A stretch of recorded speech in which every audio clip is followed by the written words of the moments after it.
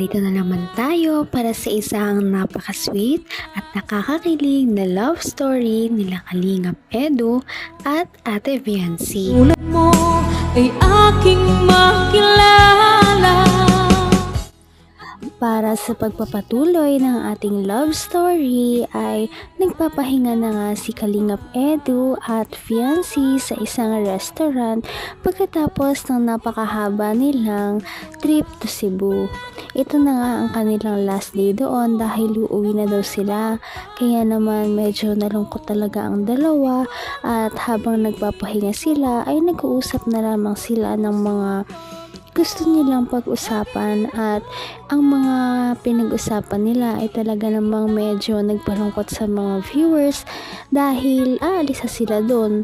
Ngunit naging masaya din naman ang lahat dahil napakarami pala talagang mga memories at mas lalong tumibay ang kanilang relationship dahil nagkaroon sila ng mas maraming bonding, mas maraming memory, kaya naman naging mas masaya din ang kanilang samahan.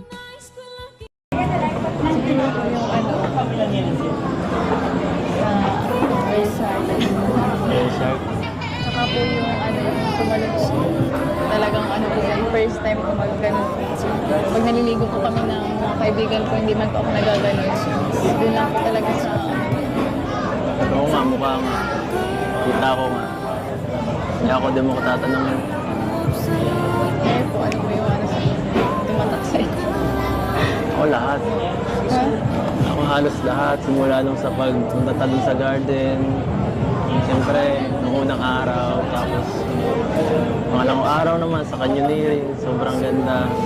Yung pagtalon-talon natin doon, pagligot sa tapos yung whale shark.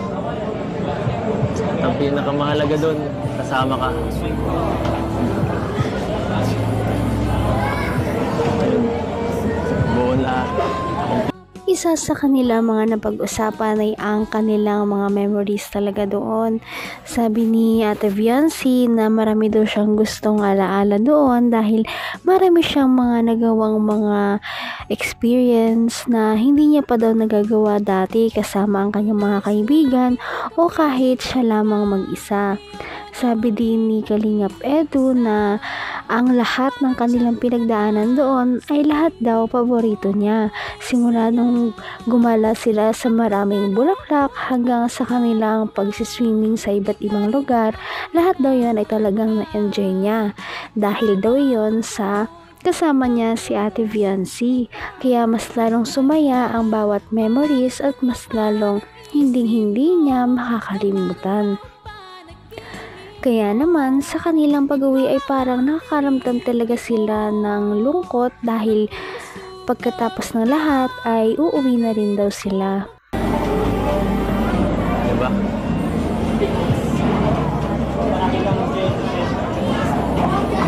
Okay ka lang? Mga pala. Alam mo yung dating sinabi ko na paparamdam ko sa'yo. Gusto kita. Ito yun. Ito yun.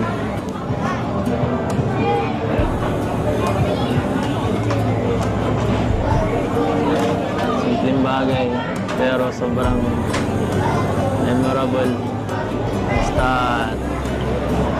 palagi mong iisipin na dito lang ako. Hindi hintay. Lagi naman eh.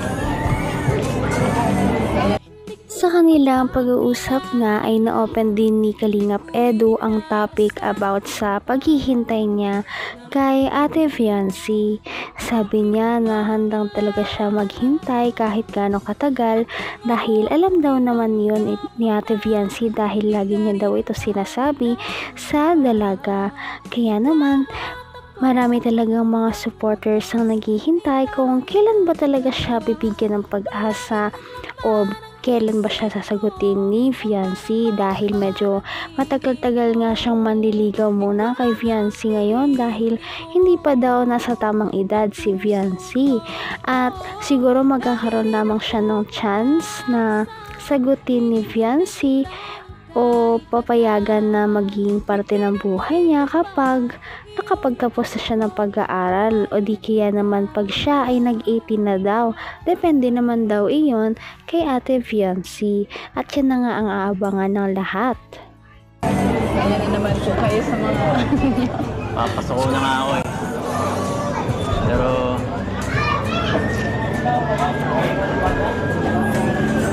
tagaan ko pa muna. Pero salamat po. Dahil sa inyo, nararanasan ko yung mga ganitong kung ano nangyayari po kayo. Hindi naman sa akin yun eh. Sa Alarabs at sa ibang mga sponsor ang maganda na nagmamahal sa'yo. Siyempre, isa na ako pero iba yun. Ano nga po, thank you pa din. Oo. Sana susunod. Makapag-travel naman tayo. Kahit yung tayo ng dalawa. Yun na yung pag-ready ka na. Pag okay na.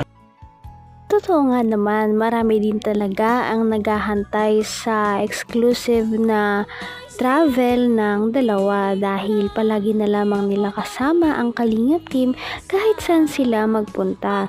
Aabangan nga ng lahat kung kailan sila magkakaroon ng solo time sa isa't isa nang sila lamang ang magta-travel. Ngunit mukhang medyo malabo pa ito sa ngayon dahil noong nakaraan sa ating video ay tinanong nga ni Kalingap Edu kung papayag daw ba si Fiancé na makasama siya sa isang travel ng silang dalawa lamang.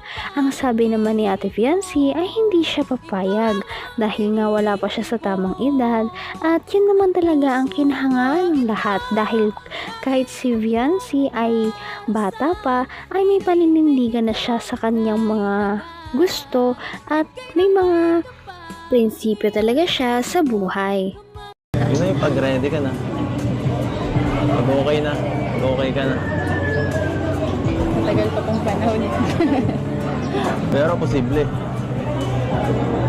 Ewan ko po. Daya mo ah. Sabi mo, pagka okay na, pag handa ka na, grabe. Papayagan pa ako nila mga. Magpapaalam naman tayo ng maayos eh. Mabait man pati si mama sa akin. Papayag yun. Malakas tayo dun. Malakas tayo dun. Pagod.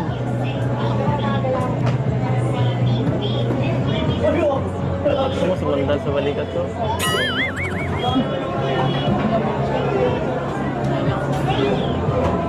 Pwede naman. Wala pa naman order natin. Habang naghihintay tayo. Nakakakilig talaga ang tambalang ito dahil napakadami na talaga nilang mga sweet moments habang sila ay nasa Cebu. At kung makikita nga natin, inaya na nga siya ni Kalingap Edu na sumandal sa balikat niya dahil napapansin niya nga na medyo pagod na nga talaga si Ate Fiancé sa kanilang trip. Sana nga ay mas dumami pa ang kanilang mga kilig moments at sana mag-step up na o mag-level up na ang kanilang relationship dahil yan talaga ang pinaka inaabangan ng lahat ng supporters maliban sa buong Kalingap Angels. Si Fiancé talaga ang pinakaabangan kung kailan ba talaga siya magsasabi na gusto niya din talaga si Kalingap Edu at kung may chance na ba talaga silang dalawa na magkatuluyan. Kaya naman, sana ipatuloy natin silang suportahan at mahalin si Fiancé, si Kalingap Edu at ang Kalingap team. Yan lamang at maraming salamat sa panonood. Abangan natin kung magkakatuluyan ba talaga si Kalingap Edu at Fiancé. Hanggang sa muli. Bye! Ngayon'y abot kamay na kita, mahal.